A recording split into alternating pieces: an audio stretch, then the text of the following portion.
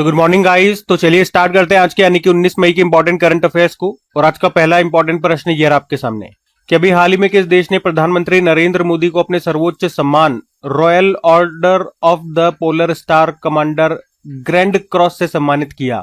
तो सही उत्तर हो जाएगा स्वीडन। अभी एक्चुअली में प्रधानमंत्री नरेंद्र मोदी अभी 15 मई को 5 देशों की यात्रा पर निकले हैं। वो 5 देश हैं यूएई, नीदरलैंड, स्वीडन, नॉर्वे और इटली। और जब वे स्वीडन पहुंचे तो स्वीडन की सरकार ने उन्हें अपने सर्वोच्च सम्मान जिसे कहते हैं royal order of the polar star commander grand cross से सम्मानित किया।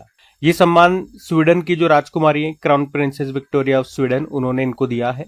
और ये प्रधानमंत्री नरेंद्र मोदी को मिलने वाला 31वां अंतर्राष्ट्रीय सम्मान है। अच्छा, इसी तरह से मैं आपको याद दिलाऊं, अभी फरवरी की बात है, प्रधानमंत्री नरेंद्र मोदी को इजराइल का सर्वोच्च संसदीय सम्मान speaker of the Knesset medal से भी सम्मानित किया गया था।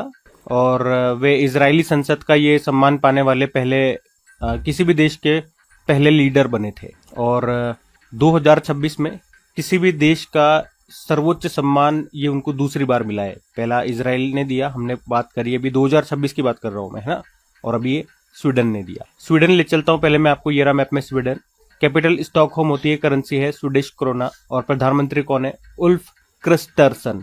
अब अवार्ड वाला ही प्रश्न है, कुछ इंपॉर्टेंट अवार्ड्स आपको रिवाइज करवाते हैं 2026 के। देखो, अगर बात करें एबेल पुरस्कार 2026 दिया गया गर्ड वाल्टिंग को। ये जर्मनी के प्रसिद्ध गणितज्ञ हैं। इस पुरस्कार को गणित का नोबेल पुरस्कार कहा जाता है। रंगमंच में उत्कृष्टता के लिए 2026 का मेटा लाइफ टाइम अचीवमेंट पुरस्कार से सम्मानित किया गया अमोल पालेकर को। 2025 के लिए 60वां ज्ञानपीठ पुरस्कार दिया गया आर वेर्रामुथु को, तमिल भाषा के लेखक हैं। ग्लोबल टीचर प्राइज 2026 मिला रूबल नागी को। और साहित्य अकादमी पुरस्कार 2025 के लिए घोषणा की गई। इसमें अगर बात करें हिंदी का मिला ममता कालिया को, उनके संस्मरण जीते जी इलाहाबाद के लिए। अंग्रेजी का नवतीज सरना को मिला उनके नॉवल क्रिम्सन स्प्रिंग के लिए। और राजस्थानी का मिला जितेंद्र कुमार सोनी को उनके कहानी संग्रह बारखमा के लिए। 2026 का प्रतिष्ठित संगीत कलानिधि पुरस्कार दिया गया वीणा वादक जयंती कुमार रेश को। जबकि नृत्य कलानिधि पुरस्कार दिया गया नरेंद्र जी को, इनका संबंध भरतनाट्यम से है।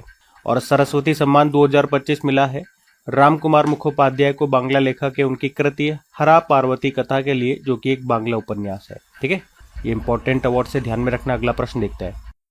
फिर अगले में पूछ रहे हैं, हाल ही में अली फलीह कादिम किस देश के नए प्रधानमंत्री बने हैं? तो आंसर होगा इराक। तो पूरा नाम है इनका अली फलीह कादिम अल जैदी। ये अब इराक के नए प्रधानमंत्री बन गए हैं। और इस तरह से यहाँ पे उन्होंने पूर्व प्रधानमंत्री मोहम्मद शिया अल सुदानी की जगह ली है। उनकी उम्र है मात्र 40 साल। और इस तरह से वे इराक के इतिहास में सबसे युवा, सबसे कम उम्र के प्रधानमंत्री बन गए हैं। ठीक है, तो इराक के प्रधानमंत्री का नाम क्या है? अली फलीह कादिम। बाकी मैं आपको पहले इराक लेकर के चलता हूँ। ये रहा मैप में इराक। कैपिटल इसकी बगदाद होती है। और ये किस नदी के किनारे स्थित है? टाइग्रिस नदी के किनारे। इसकी करेंसी है इराकी दिनार। प्रेसिडेंट निजार रमेदी है। और याद रखना, अगर पूछे इराक की लार्जेस्ट माइनॉरिटी कम्युनिटी कौन सी है, तो आंसर होगा खुर्द। और टाइग्रिस नदी किस देश में बहती है, तो भी आंसर होगा इराक। अभी हमने पढ़ा, आपको याद होगा, अभी हमने एक प्रश्न पढ़ा था, इराक के रेगिस्तानों में सदियों से रेत के नीचे दबे चार्रेक्स स्पासिनो नामक सिकंदर महान के साम्राज्य के एक खोए हुए प्राचीन बंदरगाह शहर को खोजा गया था। वैसे एक प्रश्न ये बनता है आपका एग्जाम में कि विश्व की सबसे पुरानी सभ्यता किसे कहा जाता है? मेसोपोटामिया की सभ्यता, जो कहां पर विकसित हुई थी? इराक में। इसे सभ्यता का पालना भी कहा जाता है। ठीक है, अब प्रधानमंत्री प्रेसिडेंट वाला प्रश्न हमने पढ़ा। तो अभी लेटेस्ट जिन भी देशों में नए लीडर बने थे वो मैं आपको रिवाइज कराता हूँ। जैसे गिनी देश के राष्ट्रपति बने थे मामाडी डोम्बोया। नीदरलैंड के सबसे युवा प्रधानमंत्री बने रॉब जेटेन। बारबाडोस के प्रधानमंत्री मिया मोटली। ईरान का सर्वोच्च नेता चुना गया मोहताज खमेनी को। बांग्लादेश के नए प्रधानमंत्री तारिक रहमान। नेपाल के सबसे युवा प्रधानमंत्री बालेंद्र शाह। म्यांमार के राष्ट्रपति मिन आंग ह्लाइंग। वियतनाम के राष्ट्रपति तोलाम। इराक के राष्ट्रपति निजार रमेदी। आज हमने इराक के प्रधानमंत्री के बारे में पढ़ा है। हंगरी के प्रधानमंत्री पीटर मैग्यार। बुल्गारिया के नए प्रधानमंत्री रूमेन रादेव। कोस्टा रिका की दूसरी महिला राष्ट्रपति लौरा वर्जीनिया। और युगांडा के राष्ट्रपति अभी बने थे योवेरी मुसेवेनी। लगातार 7वीं बार यहाँ के ये प्रेसिडेंट बने। ठीक है, तो ये सब ध्यान में रखना। अगला प्रश्न देखते हैं। फिर अगले में पूछ रहे हैं, अभी हाल ही में किस राज्य के हाईकोर्ट ने भोजशाला परिसर को हिंदू मंदिर घोषित किया? तो आंसर होगा मध्य प्रदेश। पहले बात कर ले भोजशाला परिसर की, तो ये मध्य प्रदेश के धार जिले में स्थित एक ऐतिहासिक पुरातात्विक स्थल है। इसका निर्माण राजा भोज ने करवाया था ईस्वी के आसपास। परमार राजा भोज ने इसे सरस्वती सदन नामक महाविद्यालय के रूप में इसका निर्माण कराया था और यहीं पर देवी वाग्देवी की मूर्ति स्थापित की गई थी। ये देवी सरस्वती की अत्यंत दुर्लभ मूर्ति थी, लेकिन बाद में अंग्रेजों ने यानी कि 19वीं सदी की शुरुआत में ब्रिटिश अधिकारी इसे लंदन ले गए और आज भी ये ब्रिटिश संग्रहालय में रखी हुई है। लेकिन 13वीं और 14वीं शताब्दी के दौरान मालवा के सल्तनत काल में इस परिसर के एक हिस्से को मस्जिद में बदल दिया गया और यहाँ सूफी संत कमाल मौला का मकबरा भी बनाया गया। ये मैंने आपको जनरल जानकारी दे दी। अब मामले की बात करते हैं कि मामला क्या है।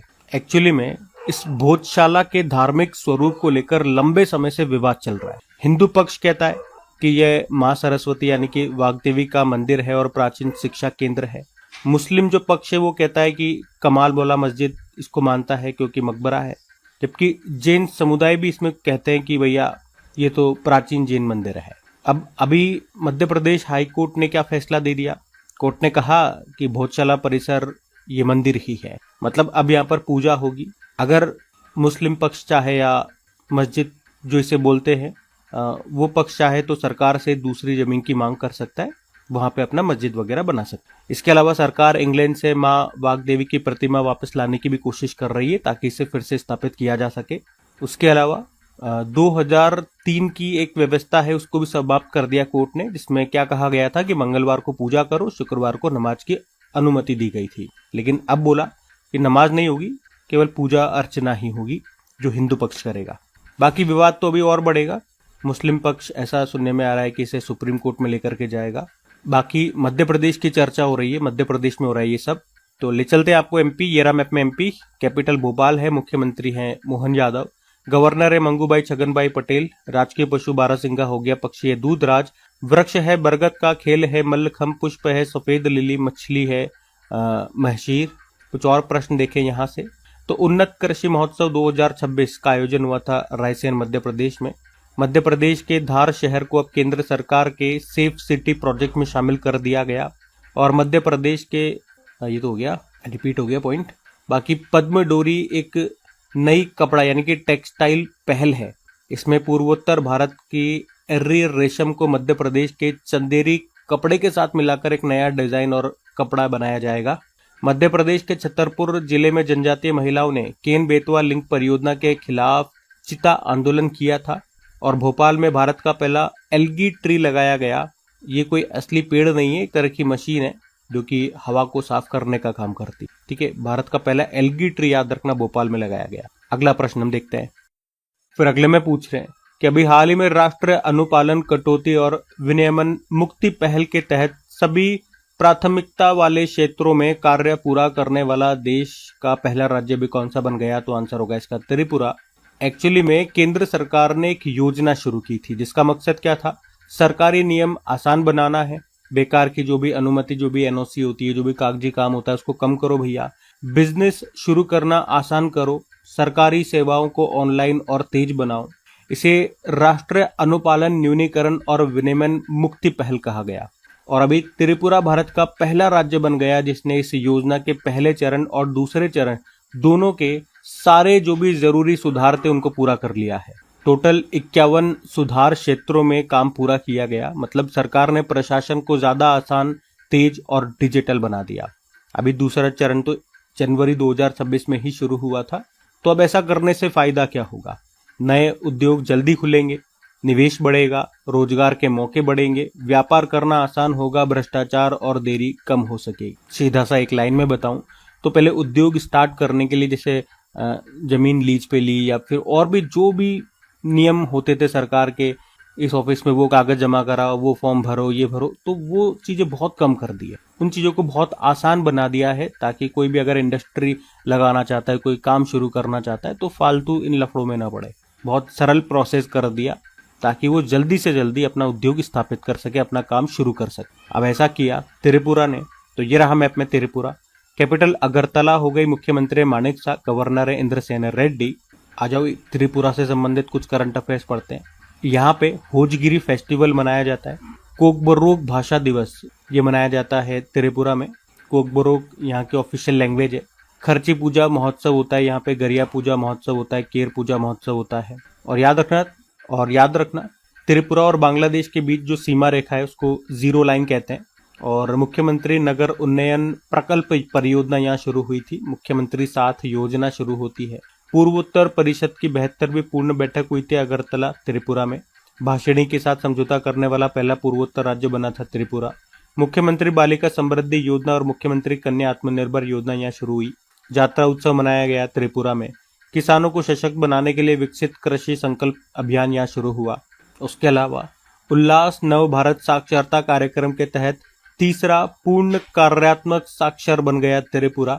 मिजोरम और गोवा के बाद राज्य में बात करेंगे तो। और त्रिपुरा के अगरतला में भारत का पहला स्टेट इनोवेशन मिशन भी लॉन्च किया गया। त्रिपुरा को बांग्लादेश से जोड़ने वाला जो पुल है उसको कहते हैं मैत्री सेतु, जो कि किस नदी पर है? फेनी नदी पर। और अभी हमने पढ़ाया था पंचायत एडवांसमेंट इंडेक्स, पंचायत उन्नति सूचकांक 2026, इसको पंचायती राज मंत्रालय ने जारी किया था। अभी इसका ये दूसरा एडिशन था और इसमें टॉप पर त्रिपुरा रहा था। और अभी पंचायती राज मंत्रालय ने ही पंचायत सतत विकास पुरस्कार 2025 में त्रिपुरा की 3 पंचायतों को टॉप अवार्ड दिया था, जो शीर्ष पुरस्कार होता है अलग अलग कैटेगरी में। जैसे त्रिपुरा की सिपाही जाला जिला पंचायत है, इसको पूरे देश की सबसे अच्छी जिला पंचायत माना गया। पुरस्कार के रूप में 5 करोड़ रुपए मिले। और हेल्थ कैटेगरी में भी त्रिपुरा की एक पंचायत है कांचबारी ग्राम पंचायत, इसने पहला स्थान प्राप्त किया। और महिला सशक्तिकरण कैटेगरी में यहीं की बेकुंठपुर ग्राम पंचायत है, उसने तीसरा स्थान प्राप्त किया था। ठीक है, तो ये सब बातें ध्यान में रखना। अगला प्रश्न देखते हैं। फिर अगले में क्या पूछ रहे हैं कि अभी अंतर्राष्ट्रीय संग्रहालय दिवस कब मनाया गया? तो आंसर हो जाएगा 18 मई को। तो हर साल 18 मई को अंतर्राष्ट्रीय संग्रहालय दिवस के रूप में मनाया जाता है, इंटरनेशनल म्यूजियम डे। इसका उद्देश्य है लोगों को ये बताना कि भैया संग्रहालय जो है केवल पुरानी चीजें रखने की जगह नहीं है, बल्कि वे हमें इतिहास, संस्कृति और समाज को समझने में मदद करते हैं। थीम क्या है इस बार की? म्यूजियम्स यूनाइटिंग अ डिवाइडेड वर्ल्ड, मतलब एक बटी हुई दुनिया को जोड़ने वाले संग्रहालय। इस दिन को मनाने की शुरुआत 1977 में इंटरनेशनल काउंसिल ऑफ म्यूजियम ने की थी, जिसका मुख्यालय आपको मिलेगा पेरिस, फ्रांस में। ठीक है, तो सिंपल याद रखेंगे 18 मई को अंतर्राष्ट्रीय संग्रहालय दिवस। वैसे 18 मई को विश्व एड्स टीकाकरण दिवस, वर्ल्ड एड्स वैक्सीनेशन डे के रूप में भी मनाया जाता है। ठीक है, तो 18 मई को ये दोनों दिवस याद रखने। वैसे मई में अभी तक कौन कौन से दिवस मना लिए हमने, चलो मैं आपको रिवाइज कराऊं। 1 मई को अंतर्राष्ट्रीय श्रमिक दिवस लेबर डे, 2 मई को विश्व ट्यूना दिवस, 3 मई को विश्व प्रेस स्वतंत्रता दिवस, 4 मई को कोयला खनिक दिवस, 4 मई को इंटरनेशनल फायर फाइटर डे, 5 मई को वर्ल्ड अस्थमा डे जो कि मई के पहले मंगलवार को होता है, 7 मई को वर्ल्ड एथलेटिक्स डे, 8 मई को विश्व थैलेसीमिया दिवस और 8 मई को ही विश्व रेड क्रॉस दिवस, 11 मई को राष्ट्रीय प्रौद्योगिकी दिवस टेक्नोलॉजी डे, 12 मई को अंतर्राष्ट्रीय नर्स दिवस, 12 मई को अंतर्राष्ट्रीय पादप स्वास्थ्य दिवस, 15 मई को अंतर्राष्ट्रीय परिवार दिवस, 15 मई को राष्ट्रीय लुप्त प्राय प्रजाति दिवस, 16 मई को राष्ट्रीय डेंगू दिवस, 16 मई को अंतर्राष्ट्रीय प्रकाश दिवस, 16 मई को सिक्किम ने स्थापना दिवस मनाया अपना, 17 मई को विश्व दूरसंचार एवं सूचना समाज दिवस और 17 मई को ही विश्व उच्च रक्तचाप दिवस, वर्ल्ड हाइपरटेंशन डे के रूप में मनाया गया। ठीक है, तो मई के सारे दिवस हैं, ध्यान में रखें आप। अगला प्रश्न हम देखते हैं। फिर अगले में पूछ रहे हैं, हाल ही में इटालियन ओपन टेनिस टूर्नामेंट 2026 में पुरुष एकल का खिताब किसने जीता? तो आंसर होगा जैनिक सिनर ने। आप जानते हो इटली के टेनिस प्लेयर हैं ये। और अभी जो इटालियन ओपन हुआ था टेनिस टूर्नामेंट है, 5 से लेकर 17 मई तक हुआ। 83rd नंबर का ये इसका एडिशन था। इसमें अगर बात करें पुरुष एकल का खिताब, मेन सिंगल टाइटल जीता जैनिक सिनर ने। इन्होंने फाइनल में हराया है कैस्पर रूड को, जो कि नॉर्वे के प्लेयर है। वहीं वुमेन सिंगल की भी बात कर लें तो इसको जीता है एलिना स्वितोलिना ने। ये यूक्रेन की टेनिस प्लेयर है और इन्होंने फाइनल में अमेरिका की प्लेयर कोको गॉफ को हराया। तो पुरुष एकल का खिताब जेनिक सिनर ने जीता, महिला एकल का खिताब एलिना स्वितोलिना ने जीता है। दोनों के देशों के नाम भी याद रखना है ना। इटालियन ओपन की बात कर रहे हैं अपन। वैसे टेनिस में सबसे जो बड़ा इवेंट होता है वो होता है ग्रैंड स्लैम, जो साल में 4 होते हैं Australian open, French open, Wimbledon open और यूएस ओपन। तो अभी तक ऑस्ट्रेलियन ओपन हुआ है, इसका ध्यान रख लो आप, क्योंकि जब भी टेनिस वाला प्रश्न आता है ये बार बार मैं आपको रिवाइज कराता हूँ। तो जब तक फ्रेंच ओपन आएगा हम इसको इतनी बार रिवाइज करा दिए कि आपको अब ये याद हो चुका होगा। अगर डेली आप करंट अफेयर्स पढ़ते हो हमसे, तब की बात कर रहा हूँ। मतलब इतनी बार हम रिवाइज कर लेंगे कि आपको कोई ट्रिक वगैरह की जरूरत नहीं पड़ेगी, है ना। रिवीजन ही इतनी बार कर लो कि फिर ट्रिक विक क्या करेगी, कुछ नहीं करेगी। तो इसमें पुरुष एकल का खिताब जीता कार्लोस अल्काराज ने, ये स्पेन के प्लेयर है। और वुमेन सिंगल जीता था एलिना रबाकिना ने, ये कजाकिस्तान के प्लेयर है। कई बार ये प्रश्न भी आ जाता है स्टैटिक बनके कि कौन सा ग्रैंड स्लैम किस कोर्ट पे खेला जाता है। तो बड़ा आसान है, पहला और आखिरी वाला होता है हार्ड कोर्ट पे, ऑस्ट्रेलियन ओपन और यूएस ओपन होता है हार्ड कोर्ट पे, फ्रेंच ओपन क्ले कोर्ट पे होता है और विंबलडन ओपन ग्रास कोर्ट पे होता है। ठीक है, ध्यान में रखना ये सब। अगला प्रश्न हम देखते हैं। फिर अगली में पूछ रहे हैं कि अभी हाल ही में भारत ने किस देश की एडीएनओसी कंपनी के साथ स्ट्रेटेजिक पेट्रोलियम रिजर्व स्थापित करने के लिए समझौता किया। तो ये है कंपनी कहाँ की, यूनाइटेड अरब अमीरात की। हमने बात करी, मोदी जी अभी 5 देशों की यात्रा पर थे। सबसे पहले वो यूएई गए थे। तो जब वो यूएई गए तो यूएई और भारत के बीच में कई समझौते हुए, जिसमें कुछ इंपॉर्टेंट बातें मैं आपको बता देता हूँ। एक तो भारत और यूएई ने मिलकर एक बड़ा तेल समझौता किया। क्या ये समझौता कि यूएई की एक तेल कंपनी है, Abu Dhabi national oil company, यह भारत के बड़े तेल भंडारों में अपना कच्चा तेल रख सकेगी। भारत ने लगभग 3 करोड़ बैरल तेल स्टोर करने की अनुमति दे दी है। और ये तेल कहाँ कहाँ पर स्टोर किया जाएगा, विशाखापत्तनम, मंगलुरु और पादुर नामक स्थान पे। और एक नया केंद्र और बन रहा है उड़ीसा में, चांदीखोल स्थान है वहां पर। इससे फायदा क्या होगा, जब भी तेल की कमी होगी तो इससे अगर स्टोरेज होगा, जैसे हम घर में राशन पानी रखते हैं ना, जब भी एकदम कमी आ जाती है तो जो स्टोर हमने किया हुआ है, हमारी मम्मियों ने किया होता है, जैसे आप गेहूं स्टोर कर लेते हो, शक्कर स्टोर कर लेते हो, तो इमरजेंसी में जैसे कभी दुकान बंद है, मेहमान ज्यादा आ गए, तो जो स्टोर हमने किया होता है वो इमरजेंसी के वक्त काम आता है। तो बस वही वाला सिस्टम यहाँ पर होगा।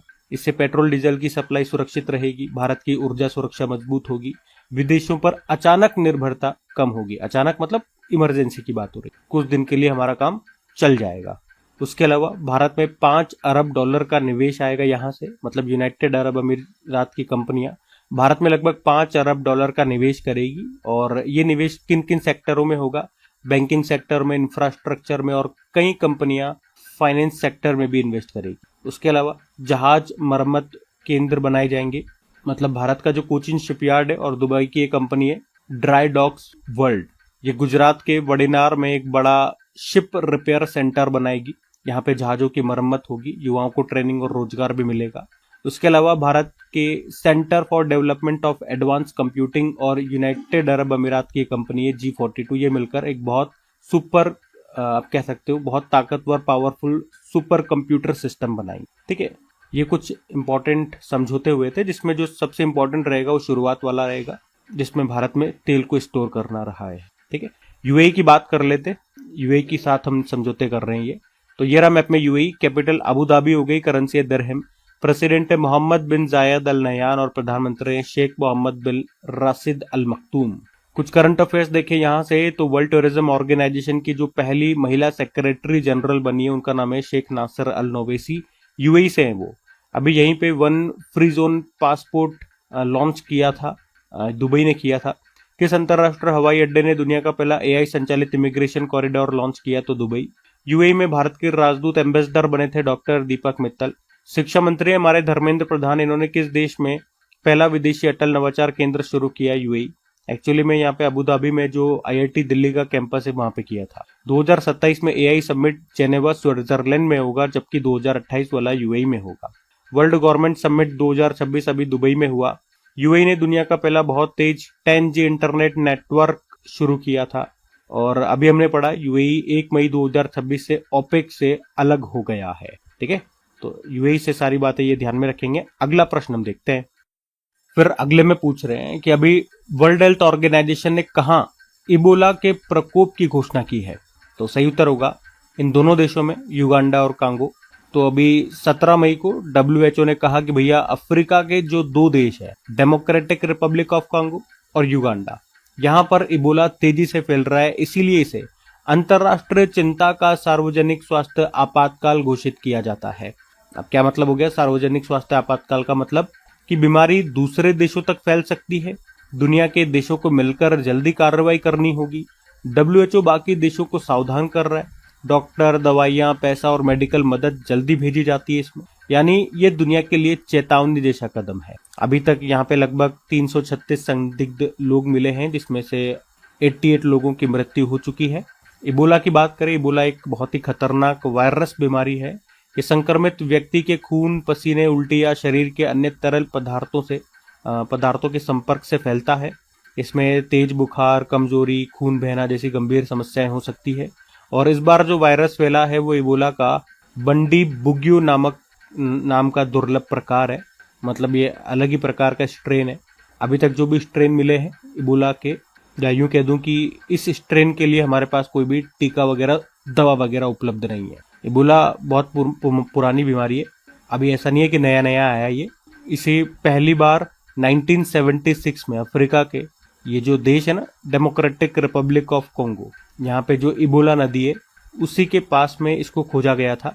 यहीं पे सबसे पहली बार ये मिला था, इसीलिए इसका नाम इबोला पड़ गया। अब दोनों देशों के थोड़े से स्टैटिक देख लेते हैं। ये आप देखो मैप में, युगांडा यहाँ पर है, कैपिटल कंपाला होती है, करेंसी है युगांडा शिलिंग, प्रेसिडेंट है योवेरी मुसेवेनी। और ये भी याद रखना, डब्ल्यूएचओ ने पहली बार इबोला वैक्सीन का ट्रायल ये इसी देश में शुरू किया था, युगांडा में ही। दूसरा जो देश है democratic Republic of Congo, capital Kinshasa होती है, करेंसी है कोंगोलीज फ्रैंक।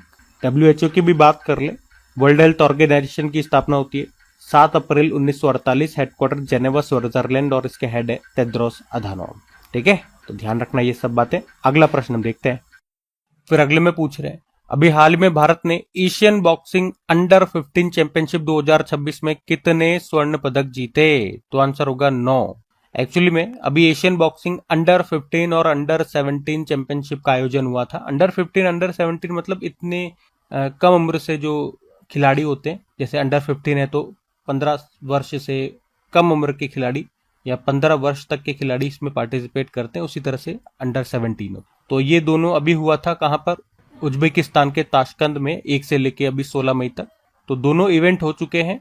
अंडर 15 चैंपियनशिप की हमने प्रश्न में बात की, तो इसमें भारत ने टोटल स्वर्ण पदक जीते, गोल्ड जीते 9, सिल्वर 6 और ब्रोंज 12, टोटल 27 मेडल आए हैं। और अंडर 17 में बात करें तो 2 गोल्ड है, 7 सिल्वर है, 8 ब्रोंज है और टोटल 17 मेडल आए हैं। और दोनों की खास बात क्या है, इसमें जो गर्ल्स प्लेयर है, जो महिला खिलाड़ी है, वो सबसे ज्यादा मेडल लेकर के आई हैं पुरुषों की मुकाबले। बॉक्सिंग की बात करें तो एक इवेंट याद रखना, वर्ल्ड बॉक्सिंग चैंपियनशिप 2025 जो हुआ था लिवरपूल इंग्लैंड में।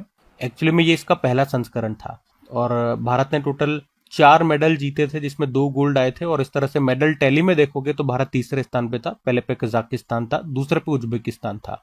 अब इसका जो दूसरा एडिशन होगा ना 2027 में होगा अस्ताना, कजाकिस्तान के अस्ताना में। और अभी भारतीय मुक्केबाजी महासंघ के अध्यक्ष लगातार तीसरी बार बने थे, कौन? अजय सिंह। ठीक है, बाकी ये थी आज की हमारी करंट अफेयर्स की क्लास। कमेंट करके जरूर बताना सेशन आपको कैसा लगा। उसने पूछा था कि भारत का पहला सैटेलाइट टैग लगा गंगा सॉफ्ट शेल कछुआ, ये कहां पर छोड़ा गया? काजीरंगा नेशनल पार्क में। फिर पूछा प्रोजेक्ट सक्षम किस संगठन ने शुरू किया? NHAI, national highways authority of India ने। फिर पूछा स्टील अथॉरिटी ऑफ इंडिया के CMD अभी कौन बन गए? डॉक्टर अशोक कुमार पांडा बन गए। फिर पूछा था विश्व दूरसंचार एवं सूचना समाज दिवस, ये मनाया गया अभी 17 मई को। फिर पूछा CTBC बैंक ने गिफ्ट सिटी गुजरात में पहली बार अपनी ब्रांच खोली है, ये कहां का बैंक है? तो आंसर होगा ताइवान का। फिर पूछ रहे केंद्रीय जो रक्षा मंत्री हैं राजनाथ सिंह, इन्होंने AMCA कार्यक्रम सुविधा की आधारशिला कहां पर रखी? तो आंसर होगा आंध्र प्रदेश में। AMCA मतलब हो गया एडवांस्ड मीडियम कॉम्बैट एयरक्राफ्ट, यहाँ पर इसकी टेस्टिंग की जाएगी। फिर पूछा यूनिफाइड भारत E-चार्ज अभी इसको लॉन्च किया भारी उद्योग मंत्रालय ने, जिसके मंत्री हैं HD कुमारस्वामी। मेरा भारत मेरा योगदान अभियान ये शुरू किया अभी दिल्ली सरकार ने। फिर पूछा अभी किस राज्य में समान नागरिक संहिता यूनिफॉर्म सिविल कोड लागू करने की मंजूरी दे दी गई? तो आंसर होगा असम में। बाकी कल का होमवर्क प्रश्न अगर आप देखें तो पूछा था किसे 2025 के लिए हिंदी भाषा के साहित्य अकादमी पुरस्कार से सम्मानित किया गया? तो आंसर होगा ममता कालिया को। आप सभी ने प्रश्न का बिल्कुल सही उत्तर दिया। अब ये आज का आपका होमवर्क प्रश्न।